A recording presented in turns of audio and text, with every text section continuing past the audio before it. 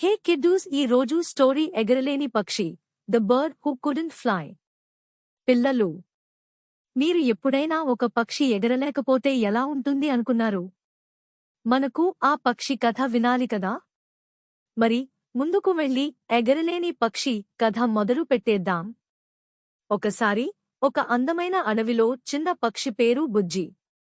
బుజ్జికి అందరూ ప్రేమగా ఉండేవారు. కాని ఒక్క విషయం మాత్రం, బుజ్జికి ఎగరడం రాదు.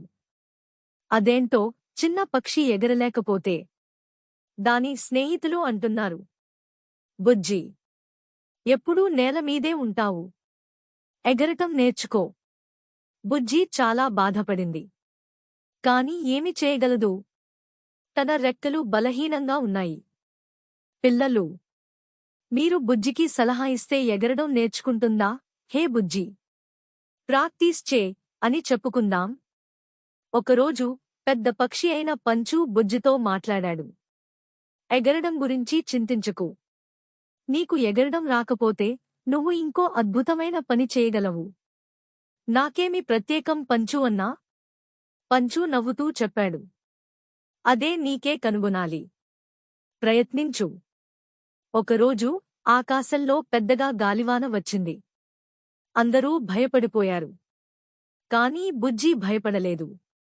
ఎందుకంటే అది నేలమీద నడవడంలో చాలా బలంగా ఉండేది. బుజ్జి వెంటనే అందరికీ సహాయం చేసి ఆహారం, నీళ్లు అందించింది.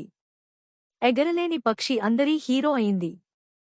అప్పుడు అందరూ గ్రహించారు, ఎగరటం మాత్రమే కాదు, ప్రతి ఒక్కరికీ ప్రత్యేకమైన టాలెంట్ ఉంటుంది. మరి పిల్లలు, ఈ కథ ఏమి చెబుతోంది? మనకు ఏదీ రాకపోయినా బాధపడకుండా మనకున్న టాలెంట్తో గొప్పగా ఉండాలి. మీరు ఏ టాలెంట్ కలిగి ఉన్నారు?